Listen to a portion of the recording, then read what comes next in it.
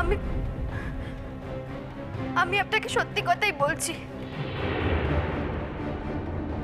আমার আমার শরীরে কোনো গন্ডগোল নেই গো। আমি ওদেরকে মিথ্যে কথা বলেছি। কি ভয়ঙ্কর কথা! কেউ এমন করে? এখন আমাকে জিজ্ঞাসা করলে আমাকে তো সত্যি কথাটাই বলতে হবে। না দিদি, দিদি, দিদি, আমি তোমার বোনের মতো। দিদি, দিদি, আমি তোমার বোনের মতো। আমাকে বাঁচাও, তুমি আমাকে তুমি বাঁচাও। কিন্তু তুমি তোমার স্বামীকে এভাবে কদিন আটকে রাখতে পারবে বলো তো? আর তাছাড়া আমি তো একটা বিপদের মধ্যে জড়িয়ে পড়ছি।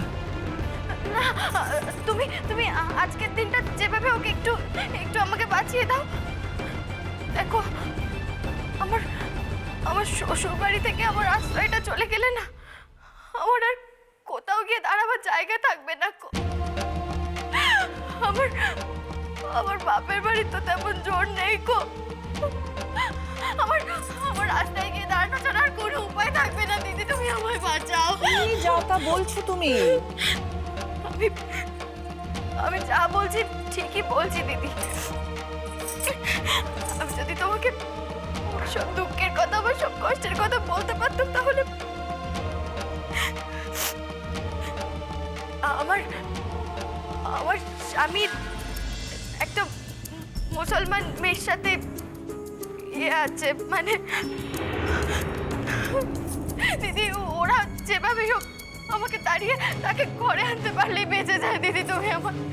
কিন্তু এ তো ভয়ঙ্কর অন্যায়। বাংলার মেয়েদের ওপর তো সেই কত যুগ ধরে অন্যায় চলে আসছে, বলো কি আর করবে? তারা যে বড় অসহায়। কিন্তু তুমি এত কিছু সামলাবে কি করে? সে সে আমি ঠিক একটা বুদ্ধি বার করে নেব। তুমি শুধু আজকের দিনটা একটু মানিয়ে নাও। আমি তুমি তুমি ওকে বলো যে আমি আমি সত্যি বাচ্চার মা হতে চলেছি। না,